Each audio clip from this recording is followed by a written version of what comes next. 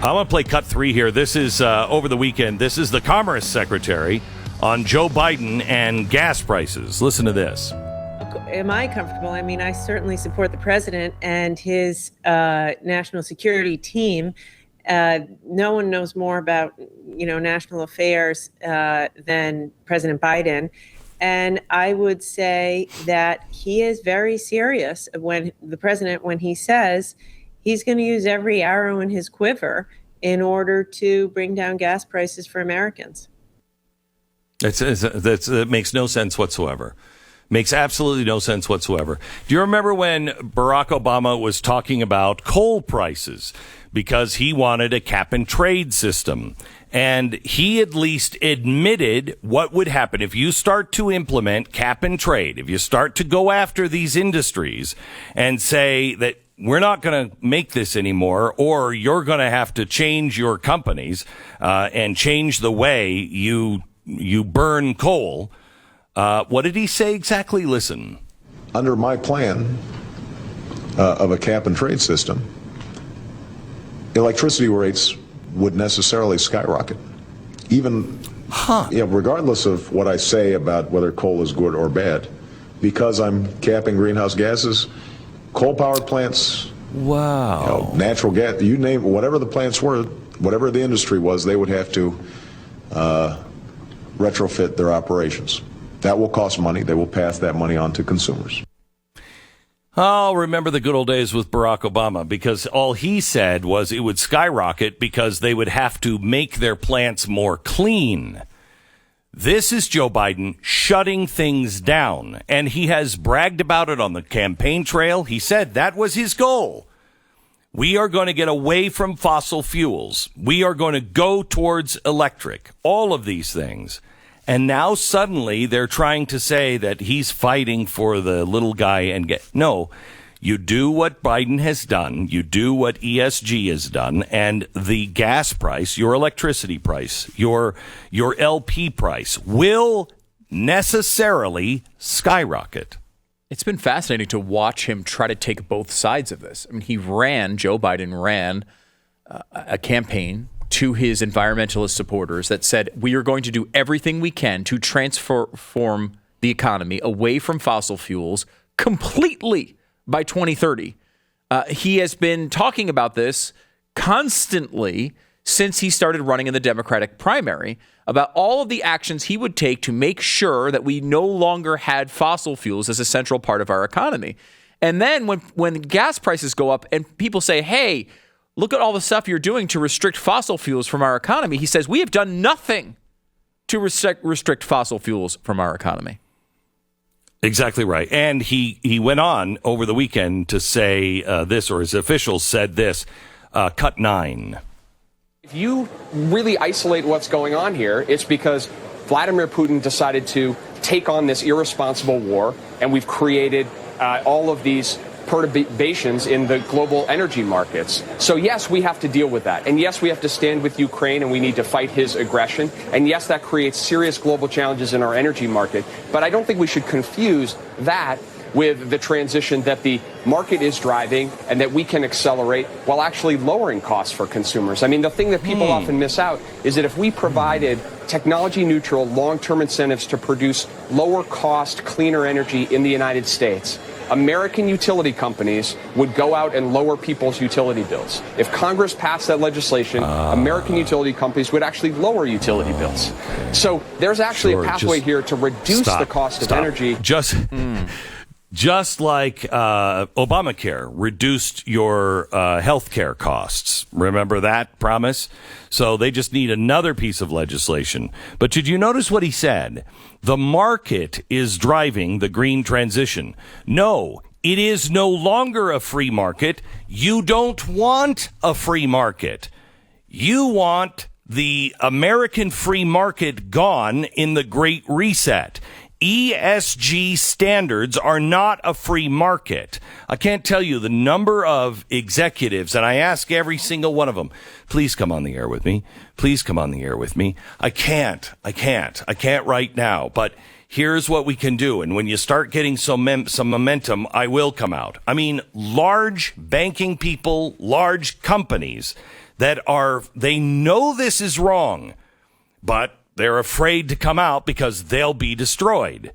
And this is what is driving up your gas price. This is what is driving up. Remember, USAID, Samantha Powers, she's the head of the USAID. She said that the food crisis, she hopes, will teach farmers that they have to start farming green. This is all about government control through agencies and pressures through those who are in on it with the financial institutions. And it is extraordinarily dangerous. Here's what he said Friday, Joe Biden, about inflation. Now listen to this. Cut 8. Today I'd like to speak about my top economic priority, fighting inflation. I understand Americans are anxious, and they're anxious for good reason. I was raised in a household when the price of gasoline rose precipitously. It was the discussion at the table. It made a difference when food prices went up. But we've never seen anything like Putin's tax on both food and gas. America should also understand our economy has unique strengths that we can build on. The job market is the strongest it's been since World War II, notwithstanding. I can't take it. Stop. I cannot take it. I can't take it. The job market is as strong as it's ever been. Well, I guess if you just look at the numbers and fail to recognize how many people aren't working. What, did we come up with all of these new jobs at McDonald's, at restaurants, at stores where they can barely keep their doors open because no one will work there? Don't tell me the job market is the strongest it's ever been. You're only quoting the unemployment numbers. And those numbers come from the number of people who say, I'm looking for a job and I can't find one. There are more Americans that are choosing to be unemployed more than ever before. So don't tell me. I mean, I could handle it if our economy was roaring right now and everybody was doing well. Okay, the job market, the reason why McDonald's can't get a cashier is because that cashier can make more money at a different job.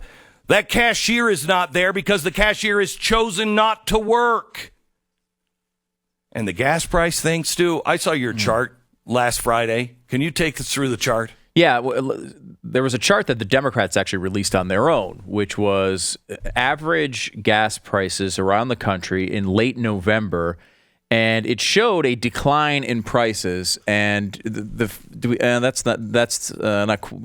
So if you see the price we're showing now, you see a big increase, and this little tiny area is what they highlighted to describe it. To the radio listeners, it's this little tiny decrease over a 2-week period in November 2021. And the Democrats tweeted this chart out and said, thanks, Joe Biden. Well, we decided to update the chart and show you where it went after that. And it's just incredible increases. We can tweet it out from @StuDoesAmerica here in a second if you haven't seen it yet. But it goes straight up. And another thing you'll notice in the chart is what they call the Putin price hike. There was one. That's not a ridiculous thing. You see the chart right as they invade go straight up. But what they don't talk about is it comes back to earth and falls right on the line that it was increasing before. So yes, there was about a month of probably, of increase that you could probably determine was toward Putin and the invasion's fault, right? Like you could actually blame that, but it's come back to exactly the line where it was and has continued to increase since. May I just show, I mean, you need to make another chart and tweet it out where you just put a dotted line from that deletes the war, that deletes Putin, because it is exactly on the same line, the same axis.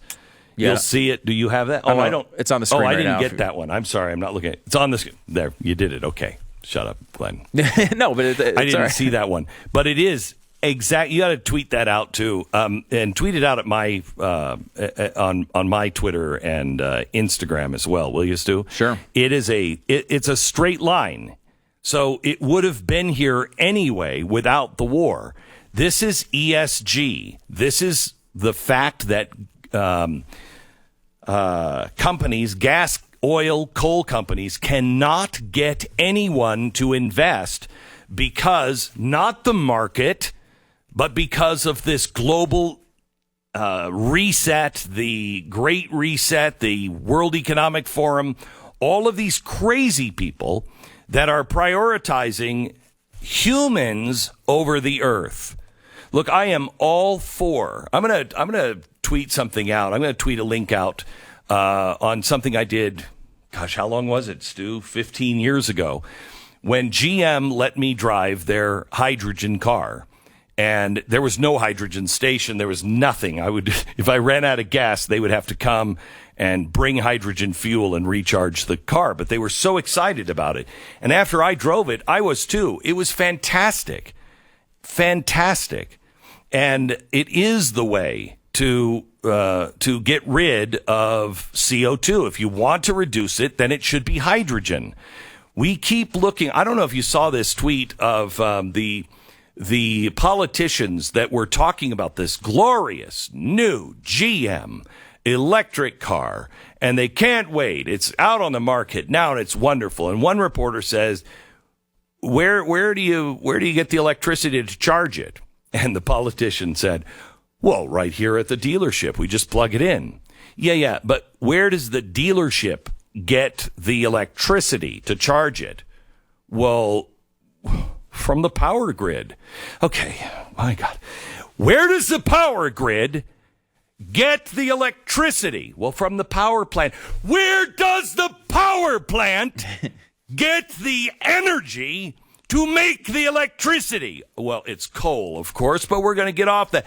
So what you're saying to me right now, buying an electric car does nothing for the environment because it's all going to a coal-fired power plant or a gas-fired power plant. Yes, but we're going to have solar really soon. As a guy who is sitting currently in a studio that is run by solar power, there's many things I cannot do here because I don't have enough electricity.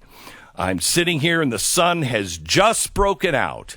My solar panels are getting energy and collecting energy from the sun for the first time in 2 days. Seattle, good luck. Good luck. In the winter, good luck with all of that energy. This makes no sense. They are not only driving the price up so they can have a wonderful economy in the future, which is not going to happen if you do it this way. Not only doing that, but they are destroying America. They are destroying everything we are, every hope that we have, and they will be responsible for the deaths of millions of people, just like they are right now. By the way, everything that Joe Biden did said, we're going to choke them off on oil because that's how they make their money. We'll collapse the ruble. The ruble is up.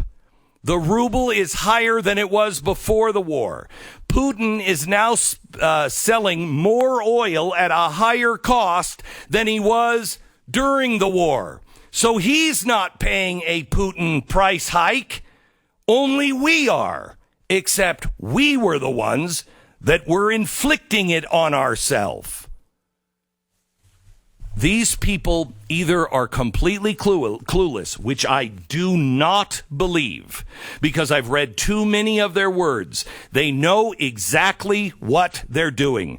Joe may not, because he's worried about pooping in his own pants, I'm sure. But the people around him know exactly what they're doing, and what they're doing is destroying this country.